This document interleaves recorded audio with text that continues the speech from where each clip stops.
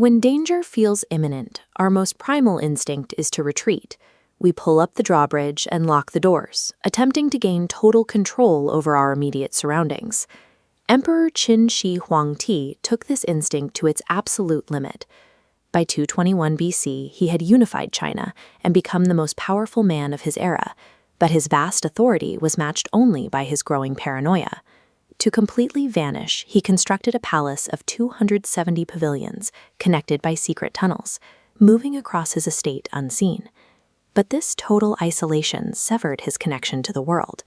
While hiding, his ministers hijacked the empire, hatching plots without his knowledge. The isolation eventually consumed him.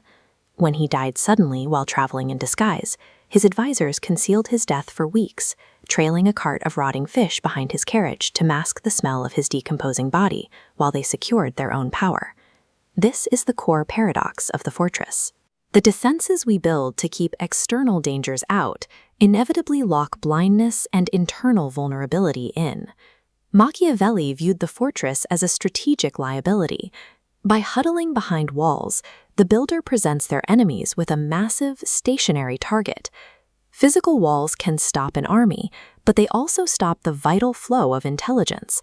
A closed system leaves a leader deaf to the whispers of incoming plots and shifting political tides. Edgar Allan Poe explored this failure of strategy in his allegory, The Mask of the Red Death.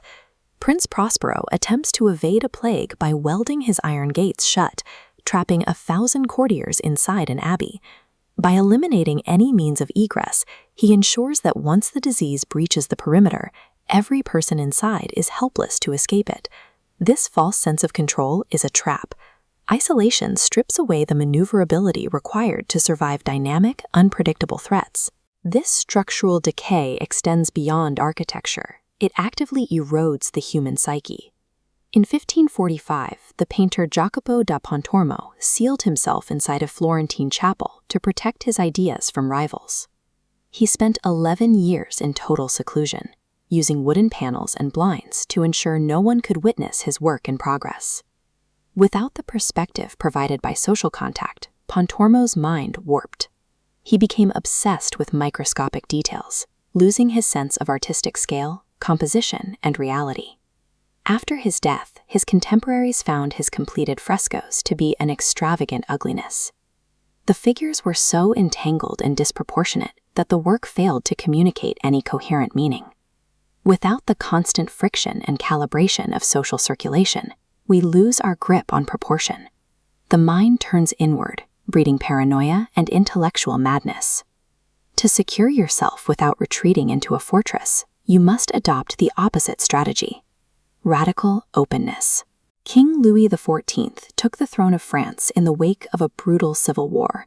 He was surrounded by a resentful nobility who yearned for their old feudal power and posed a constant threat to his life. Louis XIV engineered Versailles as a honey trap.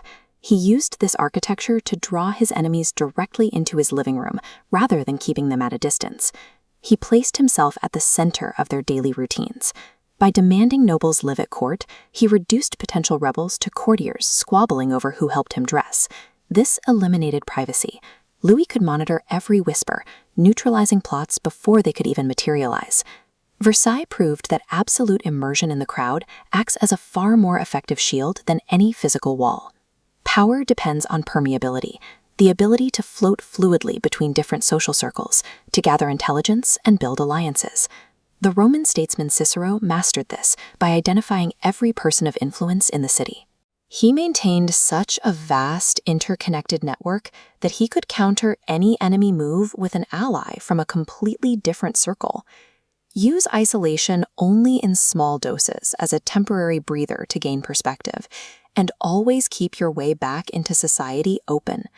In times of uncertainty, the urge to turn inward is a trap. Placing yourself at the active center of the world is the only way to truly survive.